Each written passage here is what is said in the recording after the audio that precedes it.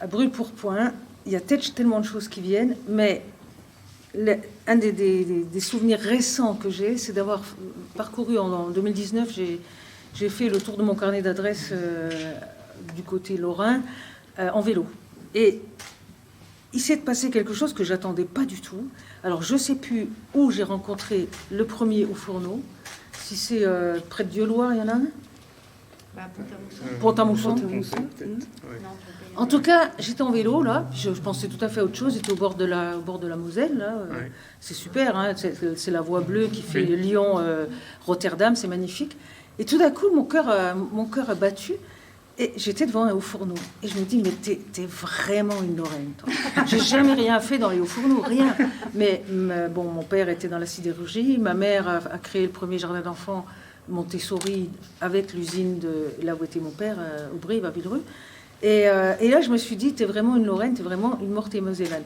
Et la deuxième chose qui me vient, je me répète, excusez-moi, c'est que mon père nous racontait toujours que on avait eu chaud aux fesses quand même, parce que Villerue, c'est la première ville juste avec la frontière. Et il m'avait dit que c'était grâce à Pouillère-Cartier. Il y a un quartier, une rue dans notre ville qui s'appelle Pouillère-Cartier. Moi, je ne savais jamais trop pourquoi c'était. Et il paraît que c'est des histoires de convenance entre le Pouillère-Cartier et les Allemands pour une histoire de territoire de chasse. Et donc, moi qui ne suis pas trop pro-chasse, là, je me dis, ça nous a quand même servi, les histoires de chasse, parce qu'apparemment, la chasse, c'est peut-être un peu comme le sport, ça ignore les frontières, et ça nous a permis il a dû négocier, je sais pas quoi, un bout de chasse quelque part, en échange de la frontière à Villerue. Voilà. Et l'autre chose, enfin, si je peux dire encore, c'est que Meurthe-et-Moselle, les gens vous disent toujours Lorraine, alors l'Alsace, non, pas Lorraine, pas l'Alsace, Meurthe-et-Moselle, alors la Moselle, non, Meurthe-et-Moselle, c'est pas la Moselle. Et à Villerue, on était donc frontière entre la Meurthe-et-Moselle et la Moselle.